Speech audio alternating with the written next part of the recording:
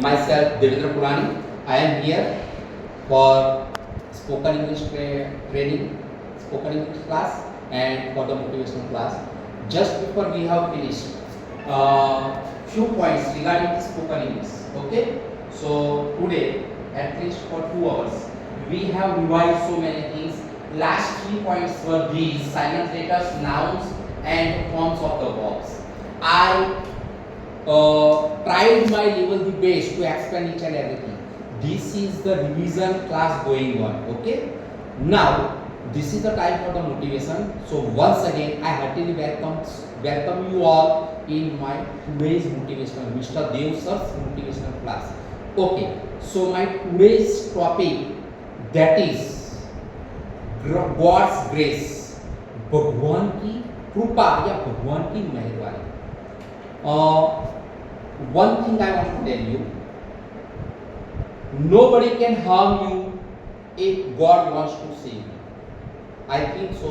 आप समझ गए होंगे मैं क्या कहना चाहता हूँ. अगर भगवान आपको बचाना चाहते हैं, किसी माई कलर की ताकत नहीं ये आपको छू भी सके, आपको टच भी कर सके या आपका कुछ बिगाड़ सके. क्यों? क्योंकि जब हजार हाथ वाले भगवान की कृपा आप पर बरस रही है तो आपका कोई कुछ नहीं बिगाड़ सकता. मैंने एक वीडियो देखा था रेसिंग कार वाला, पूरी रेसिंग कार जल जाती है, लगभग 5 मिनट तक लगातार जलती रहती है. सबको लगता है कि सब कुछ खत्म हो गया.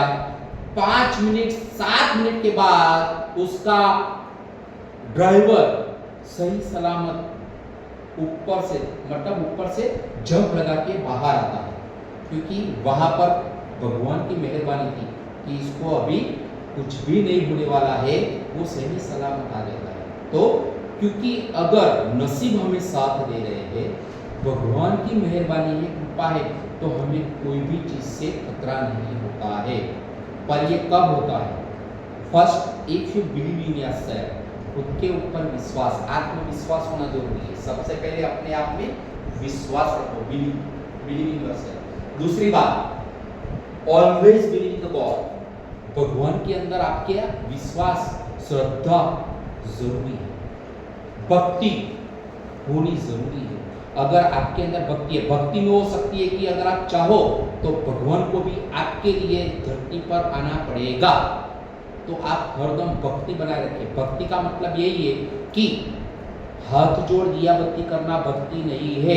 मंदिर में मैं कहीं घूमने गया और अगर मेरा ध्यान मेरी बाहर पड़ी हुई चप्पल में है तो वो भक्ति नहीं है. भक्ति का मतलब अगर मैंने यहाँ से अमरनाथ महादेव को याद कर लिया और अगर आंखें बंद करके मैंने उनका स्मरण कर लिया, दो हाथ जोड़े और मेरी आत्मा को उनसे जोड़ दिया, समझ लो कि मैं अभी यहाँ पर नहीं, अभी मैं यहाँ वहां अमरनाथ में महादेव के चरणों में विराजमान, क्योंकि वो मुझे वहां से कृपा दृष्टि बरसाते रहेंगे. तो हमारी भक्ति और हमारी श्रद्धा एकदम साफ सुथरी और प्योर होनी चाहिए.